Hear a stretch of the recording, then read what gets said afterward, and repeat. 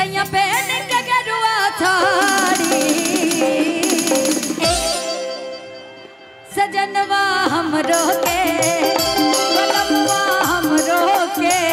सजनवा हमरो के धराइदा पटना से कौन गाड़ी सजनवा हमरो के धराइदा पटना से कौन गाड़ी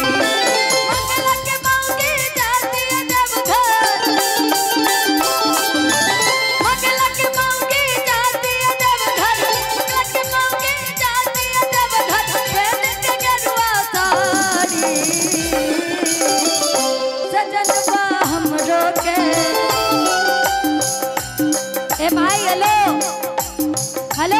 एक मिनट रुकिए ना मतलब क्या चाह रहे हैं भैया आप लोग क्या कर रहे हैं आप लोग ये कैमरे पर पानी पड़ रहा है भाई ऐसा ना करो या तो फिर आप लोग पनिया फेंक लो अगर आज हमें बुलाया गया है ज्योति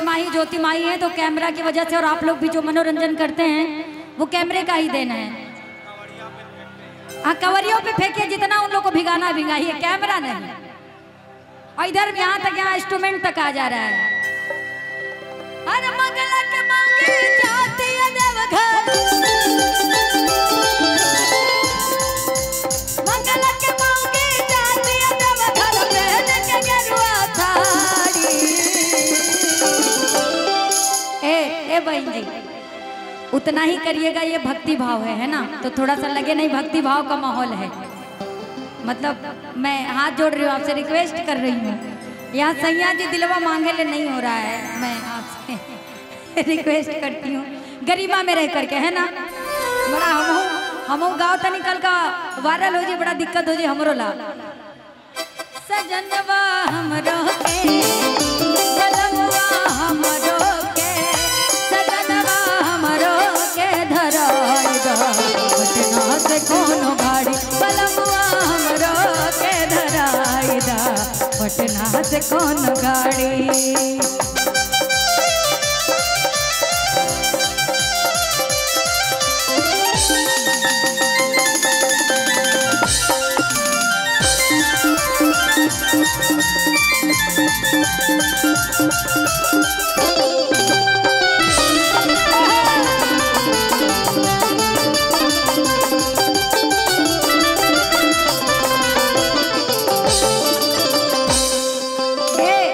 थोड़ा सा ग्रीन वाली को बुलाइए भैया यहाँ आइए थोड़ी देर के लिए हम आपको इनका आपका पति बना देते हैं इतने सुंदर मेरा भाई है थोड़ा सा रुकिए ना इसको थोड़ा सा ढकिए यार हाँ तनी मेहरारू मतलब मेहरारू का मतलब कहल जाला ना अरे भैया ऐसे काय करे तनी बहुत बहुत धन्यवाद महाकाल का प्यार आशीर्वाद रहुआ पर बनल रहे रहुआ जुग जुग जी लाख करोड़ आशीर्वाद मिले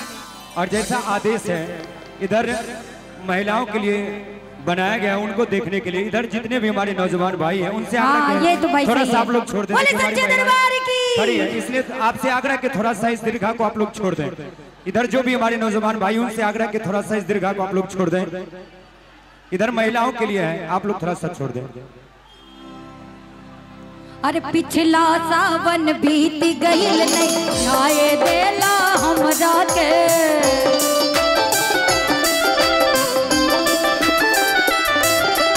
अब की मनब ना बात सैया समझाई ले तोहरा के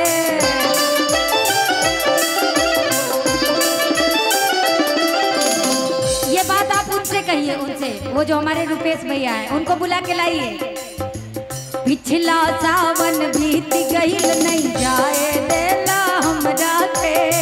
अब की मनब ना बात सैया समझाई ले तोहरा के भुआ के भौजी जाती है जब घर भुआ के भौजी जाती है जब घर भुआ के भौजी जाती है जब घर छोड़ के भुअरे का तरीके भुआरा के भौजी भी जात अपन भुआरी पाड़ी बेच के अच्छा हो गई बा अच्छा यहाँ आइए आप इधर आइए हेलो अच्छा जा रही हैं तो जाइए बोले बाबा बैद्यनाथ की अरे भुआरा के भौजी जाती है देवघर इधर भी आ जाइए इधर भी एक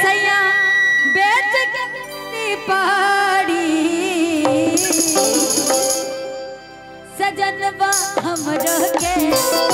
बलमुआ हमरो के सजनवा हमरो के धराइदा पटना से कोनो गाड़ी सजनवा हमरो के धराइदा पटना से कोनो गाड़ी।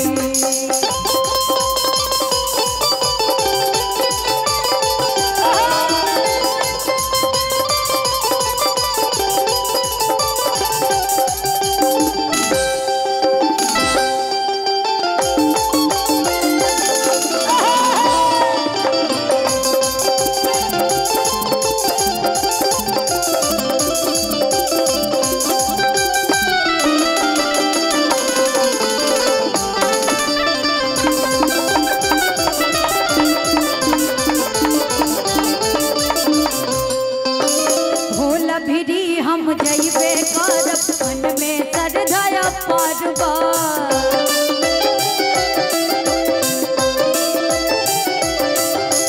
भोला बाबा के ही कृपा से सिनुरा सजल हमार बा।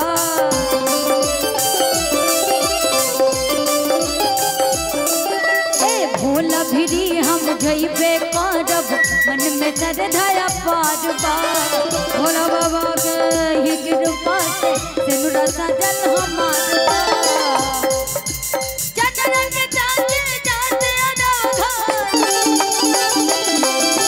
चंद्र के चांद चांद अदाघा चंद्र के चांद चांद अदाघा और के खेती बारी सजनवा बलमुआ सजनवा हमरो के बलमुआ हमरो के धराइदा पटना से कोनो गाड़ी सजनवा हमरो के धराइदा पटना से कोनो गाड़ी। बंगला के बाउके जाती अदवघा बंगला के बाउके जाती अदवघा बंगला के बाउके जाती अदवघा और पहन के गेरुआ साड़ी बोल बा बोल बा बोल बा थोड़ा हाथ उठा लीजिएगा और ताली बजा के सजनवा हमरो के बलमुआ हमरो के सजनवा हमरो के धराइदा पटना से कोनो गाड़ी सजनवा हमरो के धराइदा पटना से कोनो गाड़ी सजनवा हमरो के धराइदा पटना से कोनो गाड़ी सजनवा हमरो के धराइदा पटना से कोनो गाड़ी सजनवा हमरो के धराइदा पटना से कोनो गाड़ी पटना से कोनो